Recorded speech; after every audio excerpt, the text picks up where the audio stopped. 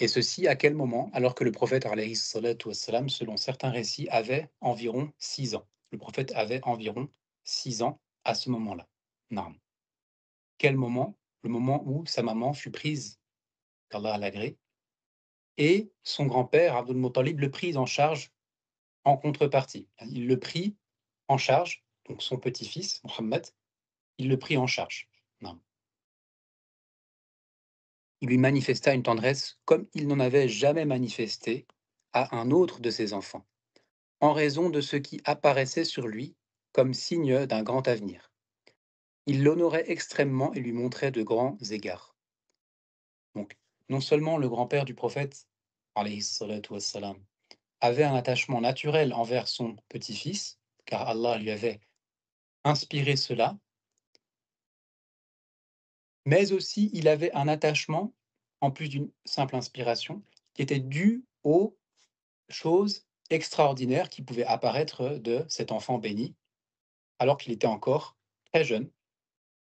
Des événements extraordinaires qui apparaissaient tantôt, eh bien, lorsqu'il était auprès de ses proches, dans sa famille, auprès de son oncle Abu Talib, par exemple. Une fois, il s'avéra que son oncle avait soif dans une zone désertique. Il n'y avait pas d'eau à proximité suffisamment pour abreuver quelqu'un. Et l'enfant, Mohammed, alayhi salatu wassalam, eh bien, eut la puissance accordée par Allah subhanahu wa ta'ala pour, yani, par sa cause, il eut la capacité de faire surgir une source d'eau du sol, et ceci alors qu'il était encore enfant. Ça, c'est un exemple d'événement extraordinaire qui peut apparaître aux prophètes, au pluriel, alayhimus salatu wassalam, avant leur envoi. Qabla bi'athatihim, avant leur envoi. Et vous vous souvenez, ces événements extraordinaires, avant l'envoi, en français, on pourrait les appeler des miracles. On pourrait les appeler des miracles. Mais techniquement, ce ne sont pas des miracles car ils surviennent avant l'envoi de ce prophète en question. Et ça s'appelle dans ce cas-là des irhas. Irhas en arabe, en français, on peut dire des faits surnaturels ou des pré-miracles. Voilà, on peut choisir des mots, ce qui nous semble correct. Et si on dit miracle, bien entendu, il n'y a pas de nuisance.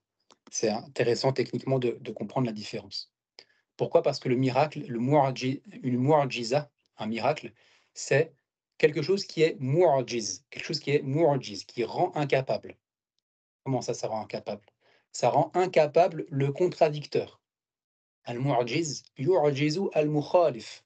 Yani le miracle, la chose qui rend incapable, ça rend incapable le contradicteur de s'opposer, eh bien, heu, à l'argument du prophète. Ça rend incapable le contradicteur de contrecarrer l'appel à l'islam, l'appel à Allah du prophète. Par exemple, le fait de démentir un envoyé, bah, c'est dire à l'envoyé: «Tu es un menteur». Bah, le miracle, ça vient riposter à ça et ça rend incapable le contradicteur. Ça le rend, bah, désemparé, il peut rien faire, il peut rien, a annuler, il peut rien contrecarrer et nullement s'opposer à cette chose-là qui a été accordée au prophète, qui est un miracle, un événement extraordinaire qui ne peut pas être annulé par une magie ou quelque chose de semblable. Parce que c'est quelque chose qui est accordé par Allah pour faire triompher la vérité entre les mains du prophète. Et c'est pour ça que ça s'appelle une mu'jiza. Donc mu'jiz, c'est la chose qui rend incapable. Et le a, donc le ta marbuta à la fin, là je vais vous l'écrire sur la page de gauche. Je vais vous écrire le mot en entier.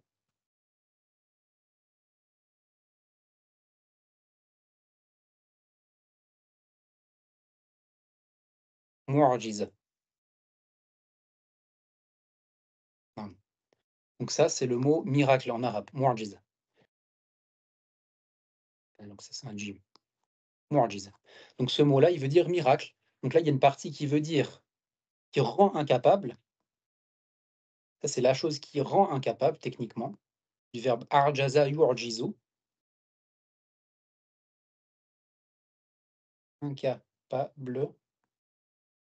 Et cet élément-là, à la fin, a, c'est l'élément, c'est une chose ponctuelle qui est prise au sein d'un tout. C'est quelque chose qui est quantifié, c'est une unité de la chose, c'est l'unité d'un ensemble. Donc une mu'jiza, c'est un miracle, ça c'est comme un élément qui rend incapable. C'est quelque chose qui peut être quantifié. Donc, c'est juste techniquement pour notre révision ou pour notre connaissance. Non. Donc nous revenons à nos moutons. Avant, excusez-moi, l'envoi d'un prophète, ce qui survient comme fait extraordinaire, ceci peut s'appeler un ilhas, un pré-miracle, par exemple, en français. Qu'est-ce qui se produisit aussi comme chose extraordinaire lorsque le prophète était tout petit? Le fait que, dès son plus jeune âge, il a été rapporté que déjà certains éléments naturels ou certains corps inanimés faisaient le tasbih en sa présence. Donc disait Subhanallah, Subhanallah, walhamdulillah, wa la ilaha illallah, wallahu akbar. Il a aussi été rapporté certaines choses lorsque le prophète était dans le ventre de sa maman et lorsqu'il aussi, euh, lorsque sa maman donna naissance à son enfant béni, alayhi salatu wassalam, mais du fait que les hadiths de cette époque-là, de ce moment-là de sa vie sont extrêmement faibles, généralement, on les rapporte pour se rassénérer les cœurs, se rendre serein, se, euh, se réconforter et se réunir autour de voilà, la biographie du prophète, alayhi salatu wassalam, de sorte à mentionner les bienfaits qu'Allah a accordés à son prophète. Et des choses qui peuvent encourager notre amour envers notre prophète, alayhi salatu wassalam. Par exemple, le fait il a été rapporté que durant la grossesse de Amina, qu'Allah l'agrée, dans son ventre, elle entendait déjà des tasbirs de la part du prophète. Mais ceci, c'est quelque chose qui a été rapporté et à prendre avec précaution.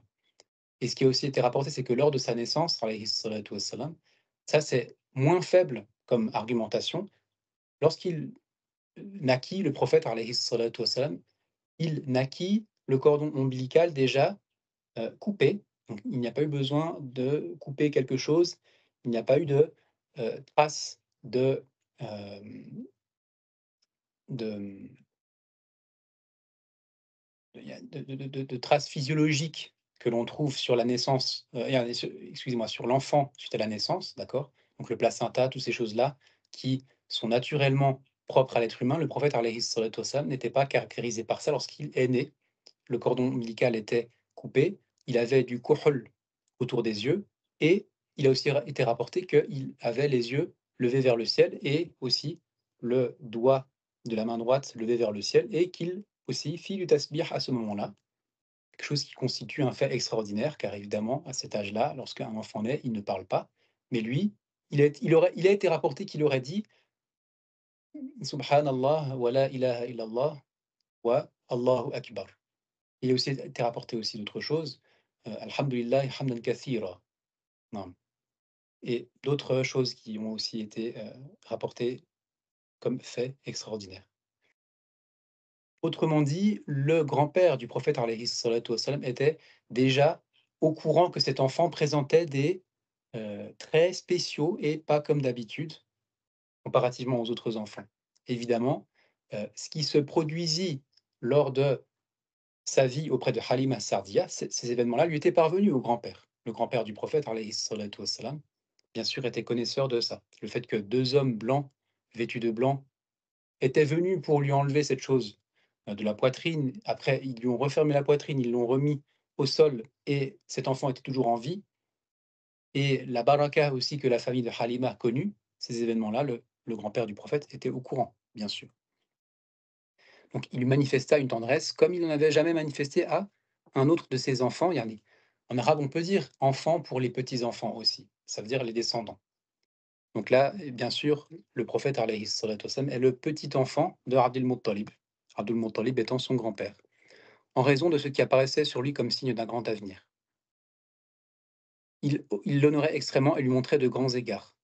Donc aussi, ce qui est rapporté, et ceci est confirmé, cela dit, est que Abdul Muttalib étant à cette époque-là Sayyid Quraysh, c'était le maître de Quraysh, donc le chef de Quraysh qui était à la Mecque, il disposait d'un tapis près de la Kaaba, un tapis ou quelque chose qui recouvre le sol, une étoffe, d'accord? Tapis, c'est peut-être trop spécifique. Une étoffe sur laquelle, eh bien, il s'asseyait. Abdul Muttalib s'asseyait sur cette étoffe-là, près de la Kaaba et ceci indique son rang éminent au sein de l'Aqwam, au sein des peuples et il n'asseyait personne sur ce tapis-là. Naam, kana lahu bisat. Le mot en arabe, c'est bisat, c'est comme une étoffe qu'il avait près de la Kaaba, عند الكعبة. ولا يجلس كان لا يجلس أحدًا على هذا البساط إلا إلا ولده الشريف يعني إلا حفيده الشريف عليه الصلاة والسلام محمدا. نعم. Il n'asseyait personne sur ce tapis si ce n'est lui-même et le prophète, donc l'enfant Muhammad alayhi salatu wassalam. Parce qu'il honorait son petit-fils d'un honneur qu'il n'accorda à aucun autre de ses descendants, comme le dit l'auteur ici. Il l'honorait extrêmement, donc voilà, comme il n'en avait jamais manifesté à quelconque de ses enfants, autre que lui. قال بعد ذلك رحمه الله سبحانه وتعالى ولكن لم يلبث عبد المطلب أن توفي بعد 8 سنوات من عمر الرسول صلى الله عليه وسلم. نعم. Abdul Muttalib ne tarda pas à mourir après que le prophète alayhi salatu wassalam eut atteint l'âge de 8 ans. Donc, souvenez-vous, la chronologie est que le prophète alayhi salatu wassalam fut destiné au ventre de As-Sayyida Amina, qu'Allah l'agrée, et alors que 2 mois de grossesse étaient passés, son père, Abdullah, rendit son âme à Allah. D'accord donc, grossesse, 2 mois de grossesse, le père du prophète alayhi salatu wassalam, son âme est prise par Allah. Ensuite, le prophète naît, il atteint 6 ans environ, c'est l'âme de sa maman, qu'Allah l'agrée, qui est prise. Donc 2 mois et 6 ans. Et ensuite, 2 ans plus tard environ, le grand-père du prophète, Abdul Muttalib, fut pris par Allah alors que le prophète avait environ 8 ans.